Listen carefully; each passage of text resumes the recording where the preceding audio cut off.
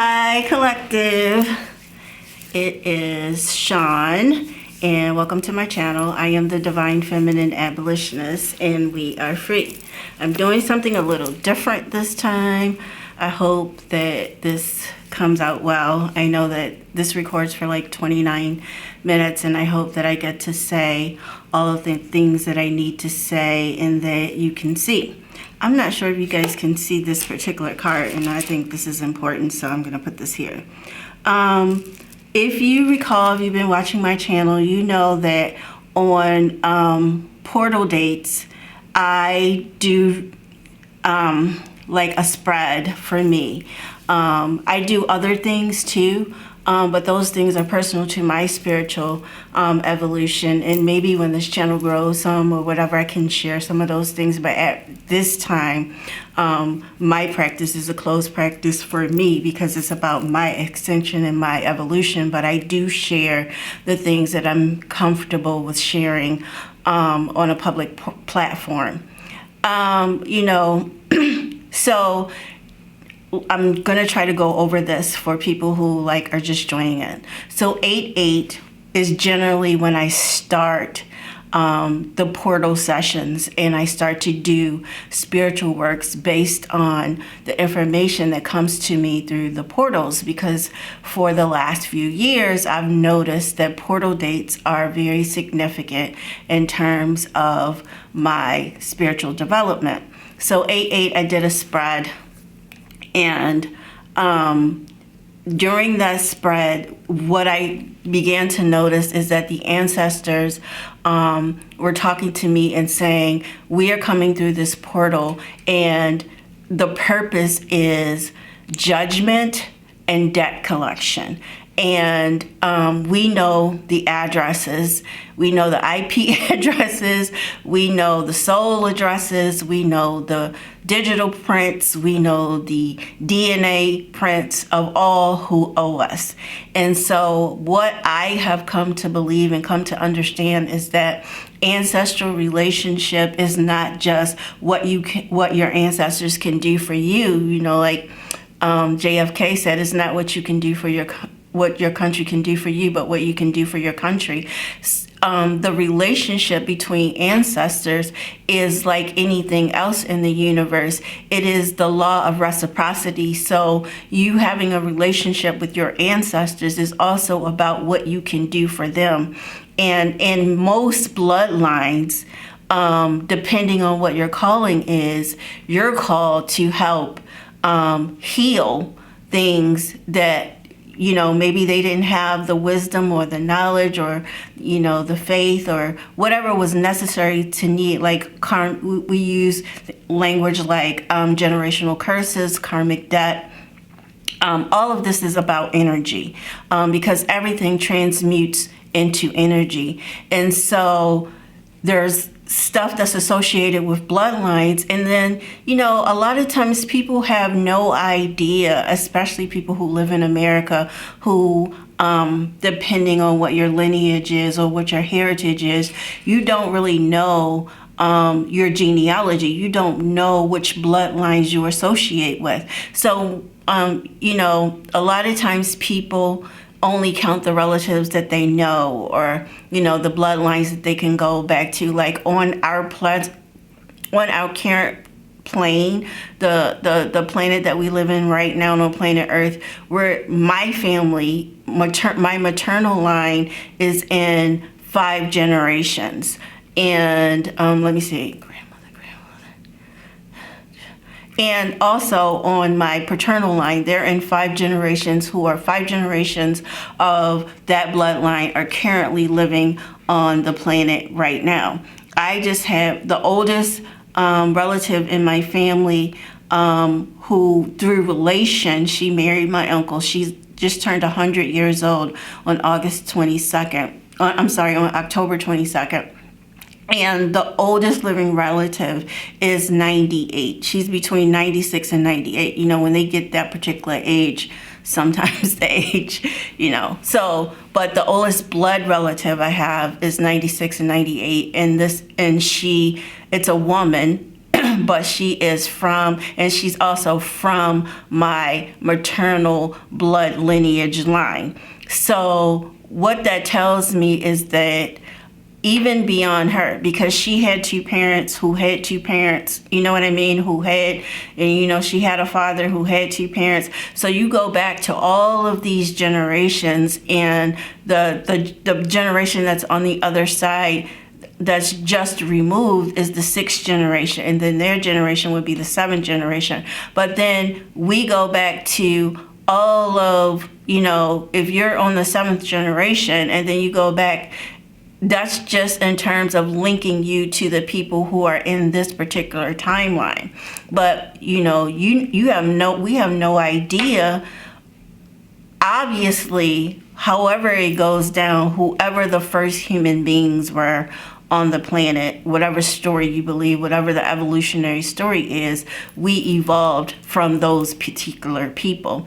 And from all of that story, we have some of all of this energy that has been on planet Earth, and that's in our blood, that's in our DNA. So whatever all of that stuff is, and you have no idea which one of those heritages, which one of those lineages are trying to speak through you, trying to work through you, trying to solve generational things, because the whole thing is all the generations before us, the intention is to evolve the next generation, to, you know, to have an evolutionary process that's in alignment with the divine universe, the divine intelligence that is life force. Regardless to whatever faith system you believe, there's a divine intelligence that is, regulating it all, even though it seems like it's all chaotic, it's all chaos, it's all anarchy. It has order, it has divine order. And, you know, we don't have all this is a very complex, a very vast universe. And so to think that, you know, your mind and your human capacity is going to understand all of it, you know, that's just unrealistic.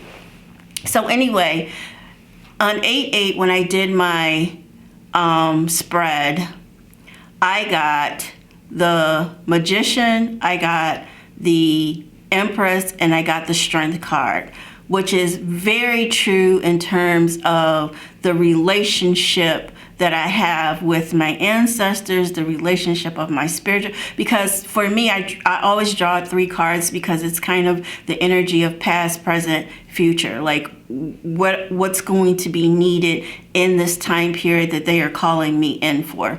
And so, you know, the Magician was this energy of me always believing that I was the one making everything happen. You know, I was the one manifesting everything in my life, and that there was not a source or a divine intelligence that had order, had divinity, had purpose, and all of this thing. Like, I'm deciding that this is, and I do believe that, you know, we have free will and we have the ability, but I also believe even in our free will, the whole purpose is that we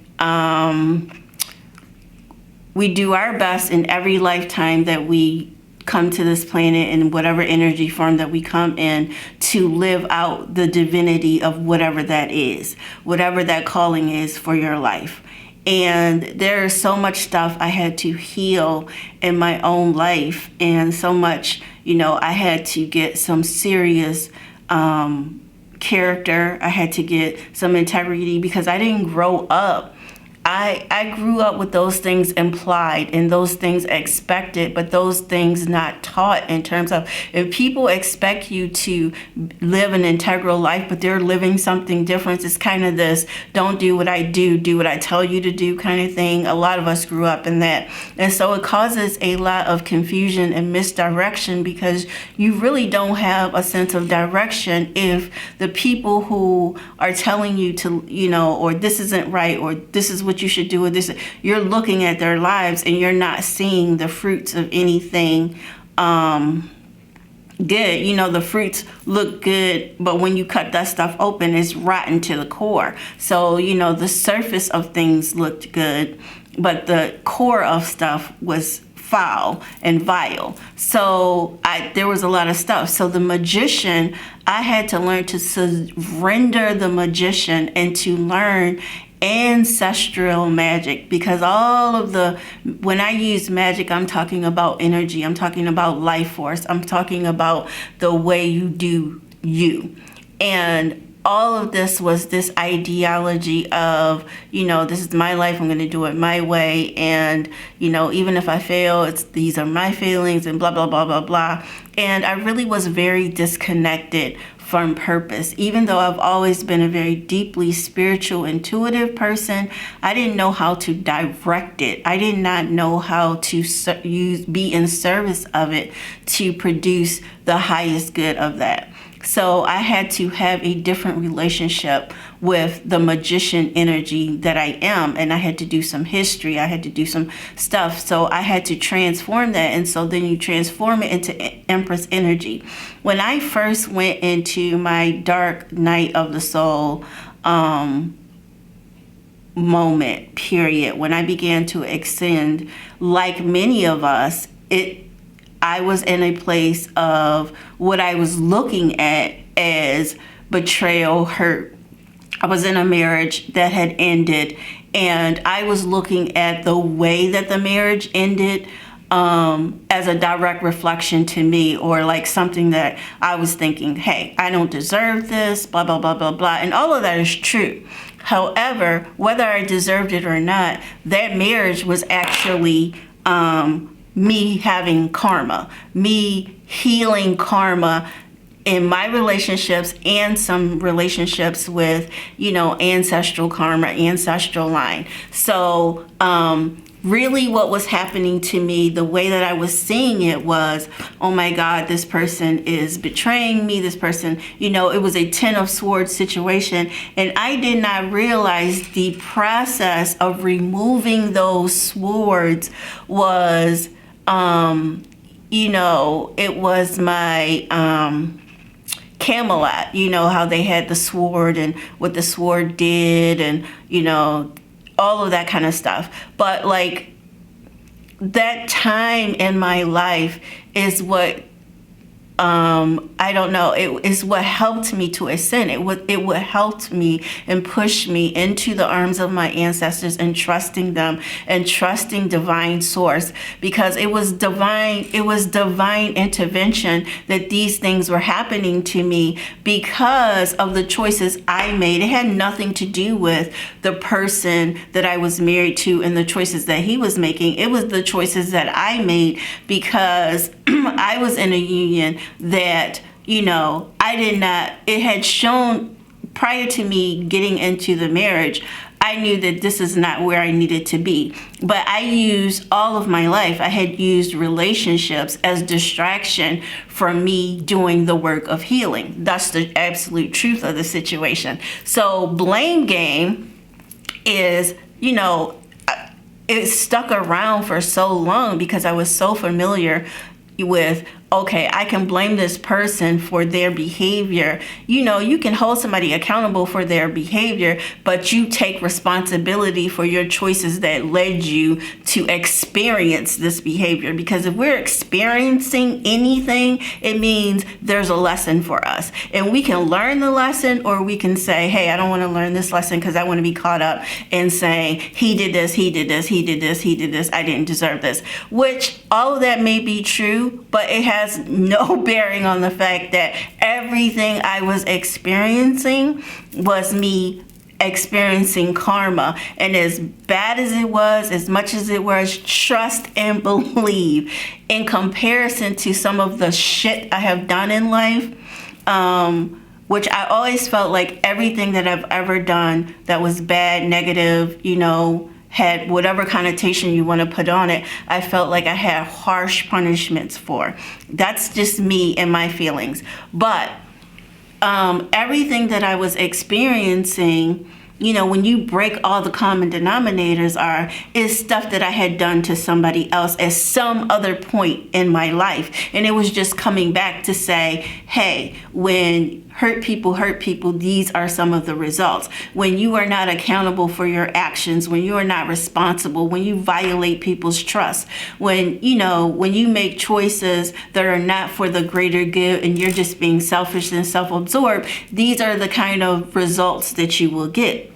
So it took me a long time in that journey and that experience for me to grasp that idea that this is karma, and I needed to have this karma. I needed to have this because that's the kind of soul I was living through at the time. I was the kind of person who needed extreme circumstances to come into my life to redirect me on my path. That's who I was. If you ever read the book The Alchemist by Paulo Coelho, you understand how life will show up, and those situations will show up to show you who you are and to affirm what it is that you're saying that you believe in and that you want. And you will all the absolute opposite of that will show up. And to me, that is divinity at its finest. That is your ancestors working over time to heal these areas in your lives. Because let me share this really important thing about healing. This card is the Revelation of Isis, and it says Truth Unveiled. So fast forward to 1010 pull, and I got this card. And even though I got this in 1010, I didn't study it until the 1111 portal. But between 8:8 and 11:11, this is the truth that I learned. When you do the work of healing something in your life, you don't just heal you, or you heal a soul path. It's like when you throw a stone out into the lake or out into the sea or out into the ocean, and it skips and all these ripples effects. You go back and you heal so much other stuff. You heal ancestral stuff that you don't know how many generations that you are touching. You don't know how many people in your family got into relationships for a false sense of security. You don't know how many people in your life have been affected by codependency, which was a huge issue for me. Here I am, this very strong woman of color, this very strong woman who came from a very strong maternal line. But if I go back and I look at my mother and my mother's behavior, even though she was a person who worked all her life, she was very codependent. She taught us to be very codependent.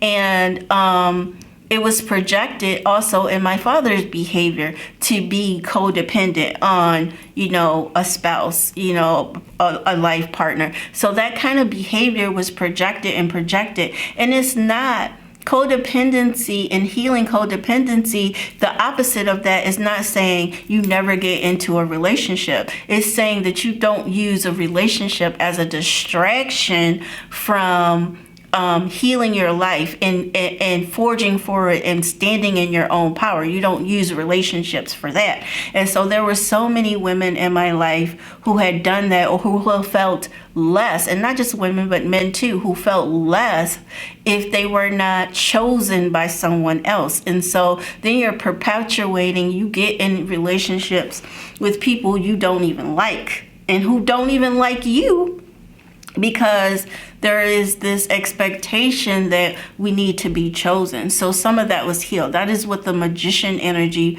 went into. And then, this Empress energy is Empress energy. Like, I have a video on Empress energy, and it was a very popular video of mine, but it's big Empress energy. It was like, I called it, they say BDE, what that's supposed to be. But BEE for me is big Empress energy. It is this energy of, making the decision, because when I was leaving the marriage, because this person was so accustomed to me being dependent on them, being dependent on them being in my circle, and I defined myself by the position I had in my marriage, they saw that as absolute. Like, there's no way you will not be defining yourself in here. So I can go do whatever I want to do, and I can treat you whatever way I want to treat you, because you have more value in being my wife than you have a value of being a 50-something-year-old woman out in the world divorced. And I think that kind of energy allowed, emotional abuse and psychological abuse and spiritual abuse. But I allowed that for however much longer I stayed than what I needed to be in that situation. Because there was a part of me that obviously believed that to be true, regardless to what I was emoting or being in denial of about it. There's a part of me that believed that to be true until I no longer did it. And the only reason that I no longer did it is because I began to do the work of healing. I began to do the work of... There were two psychologists. This was a long time ago in the 90s. I read this book. I can't even remember the name of the book, but the premise of them, they were a married couple. They both had the same first name, which was really weird. But the premise of the book was, I want to be 100% responsible for what I experience in my life. And I thought that was so deep and so dope. And like, I read that, the first time I read that, I was in college, which meant, I went to college when I was 17. So I had that, immersed in me, this whole idea. And, seeds, there are sometimes seeds come into your life and they get into this grounding work, and they don't always take deep root. And, because there's some seeds of flowers that take years and decades or whatever to have, a bountiful, harvest on. So these seeds, that seed of that understanding of, I am 100% responsible for what I experience, means blame cannot come into the equation in any kind of situation. It does, and that's not the same thing as holding people accountable for their behavior, because sometimes people get those two things mixed up. For instance, let's use the thing that has happened so many times in so many cultures and so many variables of life: molestation of children. So a lot of times when people have criminal histories, one of the things that's focused on are these children were abused, and because they didn't do the work of healing that, this abuse manifested in these criminal behaviors. And, there's some psychological, and there's, people who study crime, people who study psychology, they will agree to that situation. However, we are responsible for what we do on this planet. So if somebody molested you and hurt you and engaged in the vile act of stealing your innocence, violating your trust, and say this person was in your family, say that person got protection and you didn't, and so you felt like that person stole something. So you grew up and, you stole from some of the people who protected that person, and that behavior just kind of perpetuated itself, and you felt like, you started to feel like, because nobody protected you, nobody said to you that thing that happened to you was a wrong thing. It was a misdeed. It was an error. It was of illness. It was wrong what this person did to you, and you are worthy of justice. You are worthy of peace. You are worthy of healing. Nobody said those words to you, and they protected that person, which to your mind, it says, this is a denial that this happened to you. So instead of doing the work of healing, there's just denial of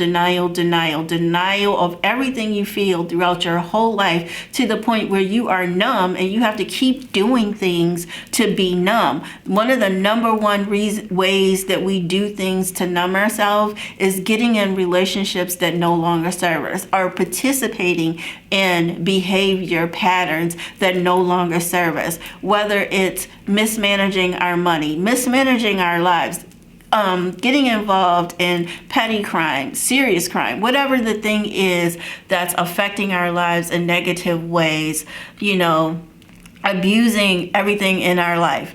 Whatever that thing is because we never healed that thing, and because we're blaming. And if you're blaming and saying it's because this person did this to me that I behave like this, then you're not doing the work, because you're waiting for that person. And, you know, in some cases, that person no longer is on the planet. And you are still waiting for other family members who protected them, supported them, or whatever, to come in and show up and say, hey, you are worthy of protection. You are worthy of love. You are worthy of peace. You are worthy of whatever you believe that you were worthy of, that they, in your mind, they were not showing you. Well, let me tell you one thing that may revolutionize your life. People cannot give you what they don't have. And whatever you're seeking from others is already within you, because everything that we require of somebody else is in us first. It's recognized as something that this is missing within me. So you might think that you got to go outside of yourself to get this thing, but that's not true either. So that's what I learned about that. And I don't know, like, I'm using a new camera, and I gotta check out the time, and I'll be off camera, but hi guys, you can still see me. Okay, so I'm gonna stop this and then I'll start the video again.